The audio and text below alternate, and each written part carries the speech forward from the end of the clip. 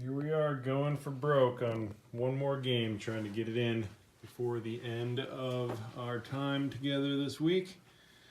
And so we begin with the initial setup of the board. Halfway through turn one, and to keep things interesting, the Axis has followed the exact same script. Japan has launched precisely the same attack as it did last time around, with no J1 declaration of war, amassing all the Air Force in Quang Sea and the Navy in the sea zone next door. Russians and Chinese acting a bit differently this time, keeping all the Chinese to the south here in Sichuan. Russians entering China on their first turn. Also buying a slightly different allotment of infantry and tanks, and spreading them out accordingly, pulling the line back, forming stacks in different spaces this time, trying a little bit more standard allotment of forces. You see the folks in Siberia pulling back towards Moscow this time. And the Germans, their roles went a little bit differently. So for one thing, I actually took the Canadian destroyer and transport this time, yay me.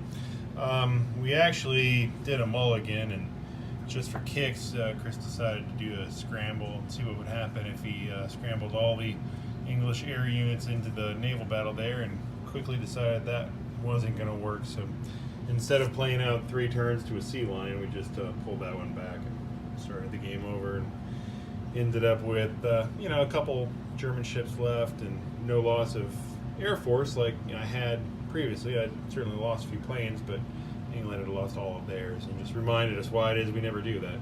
So otherwise, script was pretty much the same. I didn't send anybody in Normandy this time, just because that France battle got a little uncomfortable. I don't like that. I prefer to go into Paris with overwhelming odds, and we did that this time with much better results. And we'll see how the Allies fare on the rest of turn one. Well, we've reached beginning of turn 2 and game 2 in December 2017, and things have shaped up a little bit differently this time. We have the Americans hanging out on the Pacific coast there, but having built nothing, this time switching entirely from a all the way KJF strategy to a KGF. The Indians have certainly behaved differently this time around, buying all infantry and occupying Sumatra for the money, both of which are moves I suggested they ought to make in response to the first round that Japan's taken. So we'll see how that shapes up this time around. In the Mediterranean, UK also bruising from not having attacked Italy last time, so came in with both the Taranto and Tobruk combined attack.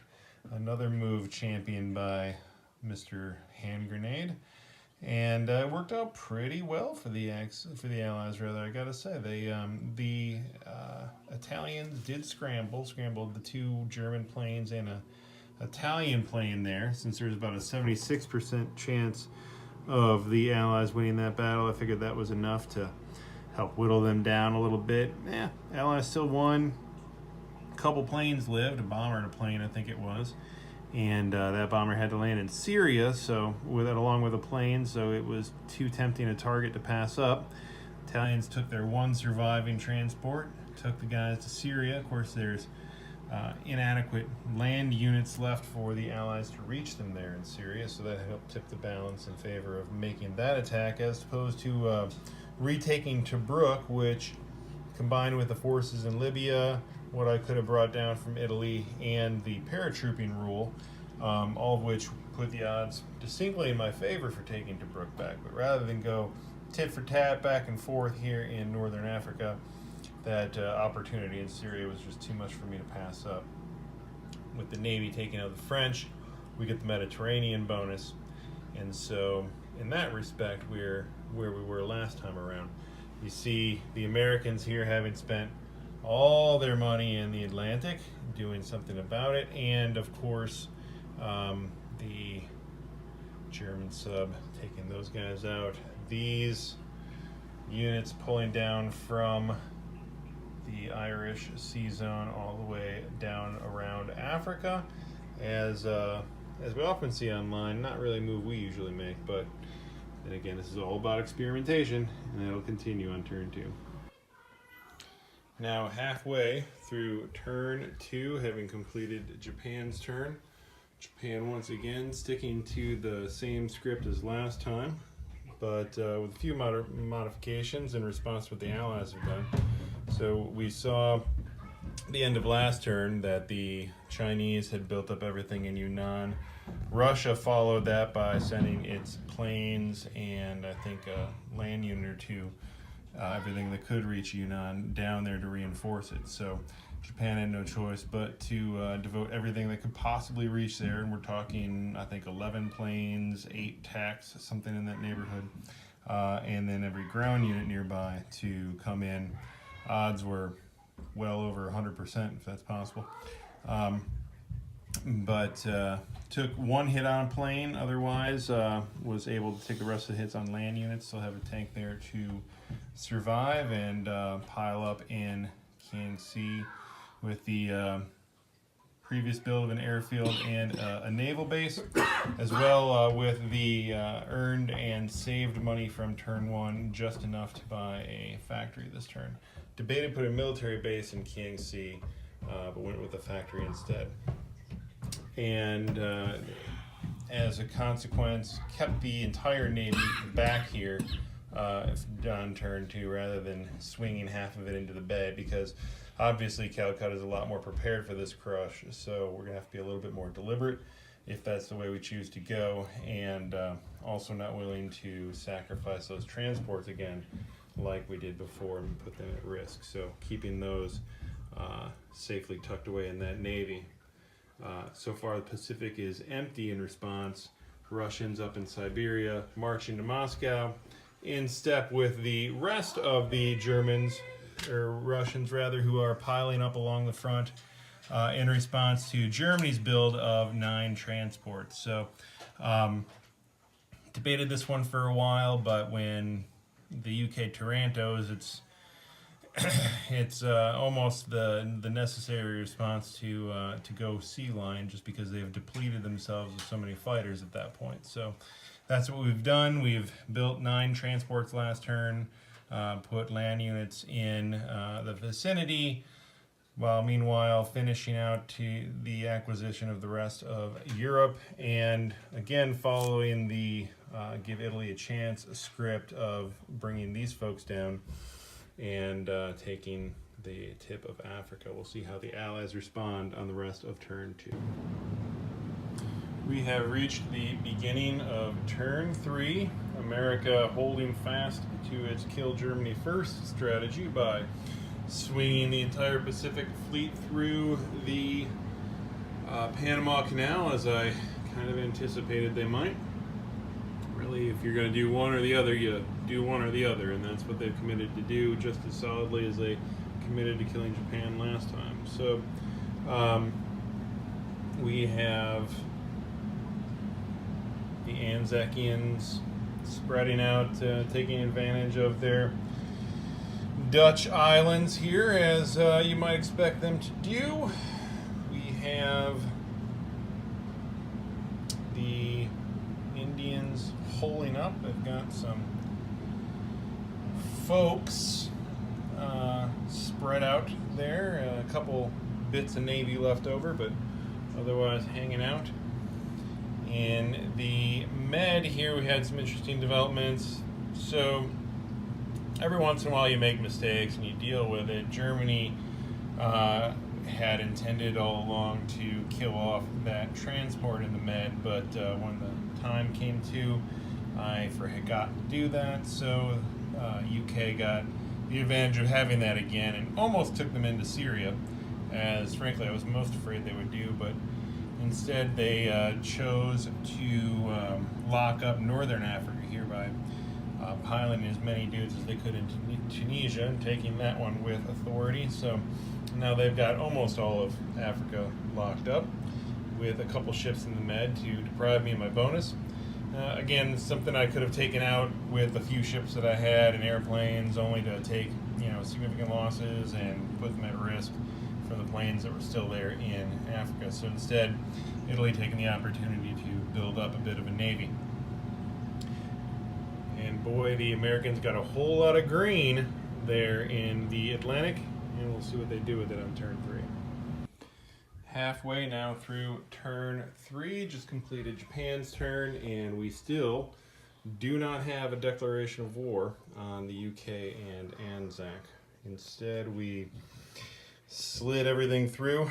Really wouldn't have been able to declare war and take Calcutta anyway because of all these blockers, the battleship, cruiser, which are all kind of stuffed along the way to block the way, but not declaring war on me in that last turn, so enabled me to slip past.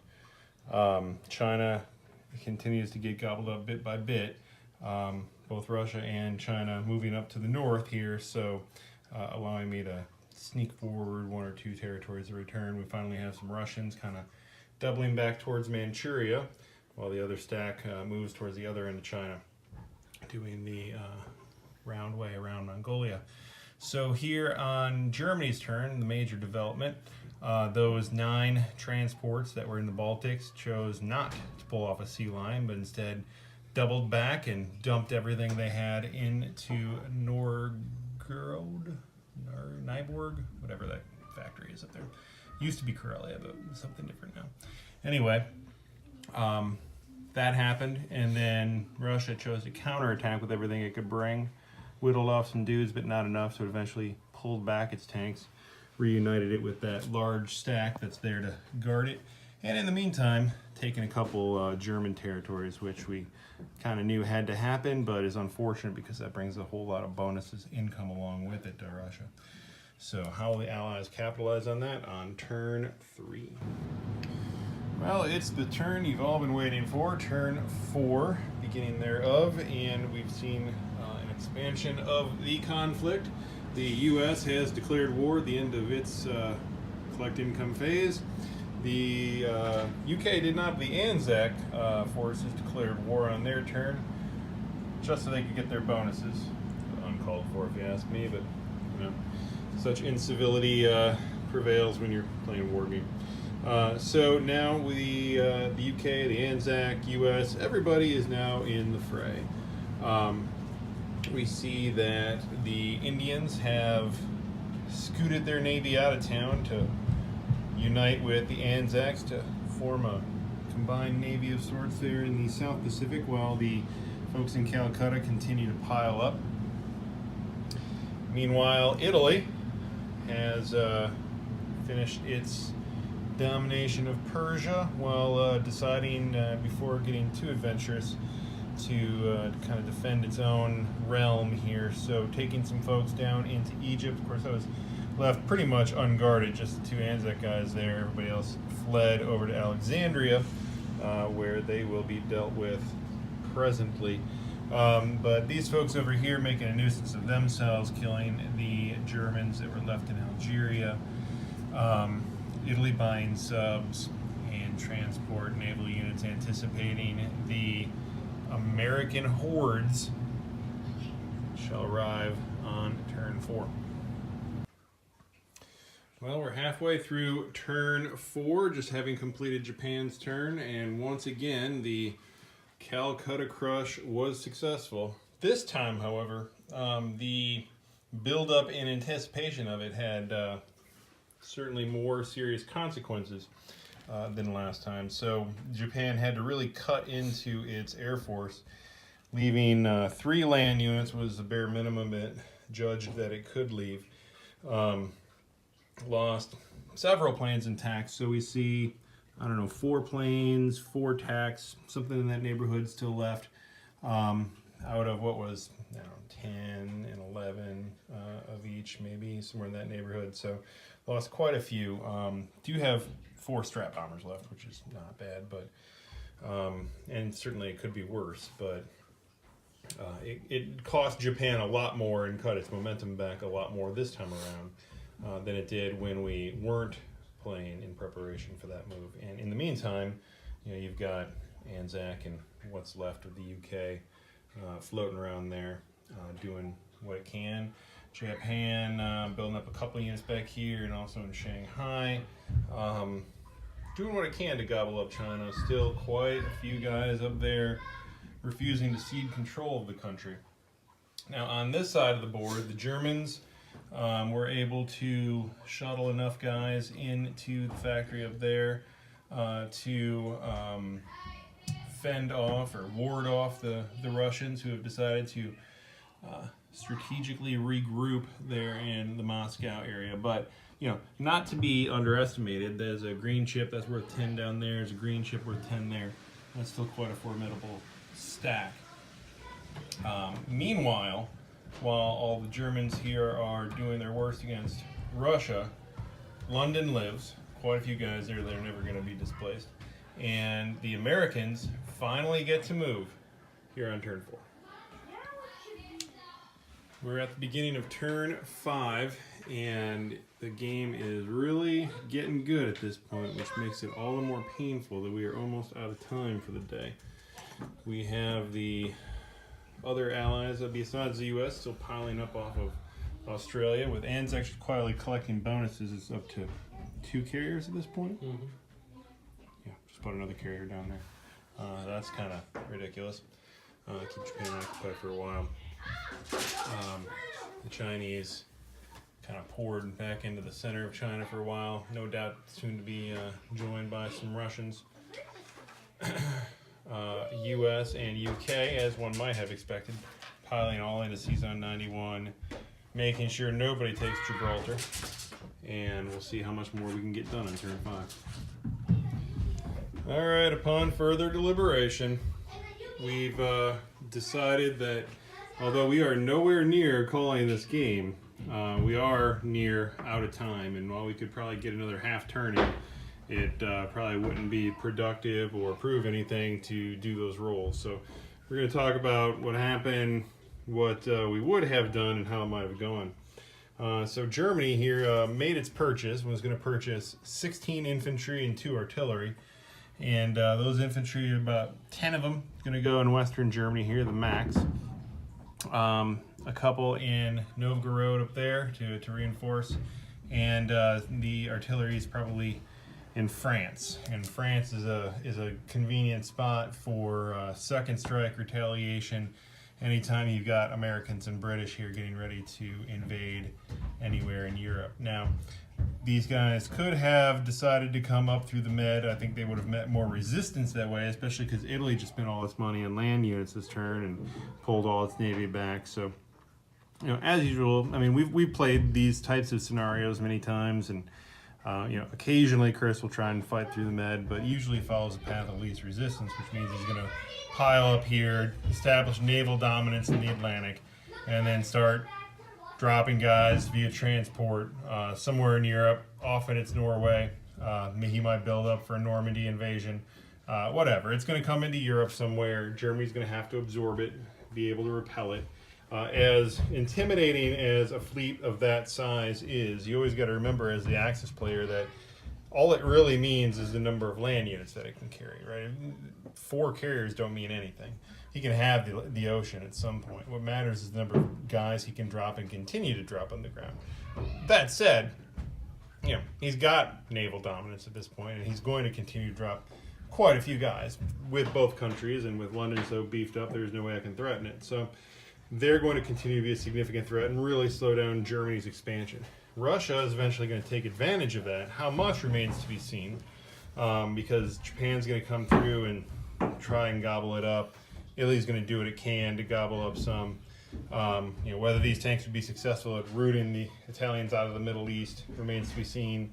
Whether the Japanese could come and reinforce that while continuing to finish off China, start gobbling up Russia there in Siberia, since America's not doing anything, and then more importantly, reorienting its fleet so that it can come down here, take these money islands. So on Japan's next turn, these 3 land units which lived, I was concerned if I'd killed any more than the 2 remaining British infantry might have try to counterattack and perhaps even liberated Calcutta, and then I don't have a lot of land units in place to retake it. So we held on to that. Those 3 units were going to come by transport, a lot of support, get rid of Malaya, which takes away one of Anzac's bonuses, and another 3 IPCs and a naval base, and then, you know, in coordination with these transports, we're going to start gobbling up the Money Islands, the Philippines, and then, you know, posing a real threat to Australia, although with this size Navy, they're not going to go anytime soon. Pop into Hawaii when we can. There's a couple of subs there just to defend against transports, but he's not making any real investment in the Pacific. At some point, maybe I would force him to by threatening the U.S. homeland or more than he would like me to threaten, but he's made clear that he's willing to make sacrifices on that side of the board in order to focus on Germany, and that is proving, you know, fairly effective. Again, it's too early in the game to tell how that would have gone strategically. There's a number of tactical choices that would have had to have been made to determine how these battles go and who really gets the upper hand here in Europe and how long it takes to capitalize on that. So that's my thought. Larger picture, the Calcutta Crush, still effective. I still like it as the Japanese player. It's a lot of fun, especially when the U.S. lets you get away with it. But I think this game was a much more realistic portrayal of how that's going to go now that, you know, we're both familiar with the strategy. Chris knows how to see it coming and what to do to defend against it. Yeah, okay, again, Calcutta got taken. If Japan is dedicated enough, just like with the U.S. and the KGF or KJF, they're going to take Calcutta. The question is, how much is it going to cost them to do it? This time it cost them a whole lot more. And yeah, I still got an Air Force left, but a much smaller one that's getting whittled down. And is the kill Germany first strategy the best way to respond to a Calcutta Crush? It might be. Pass it on to Chris for his thoughts.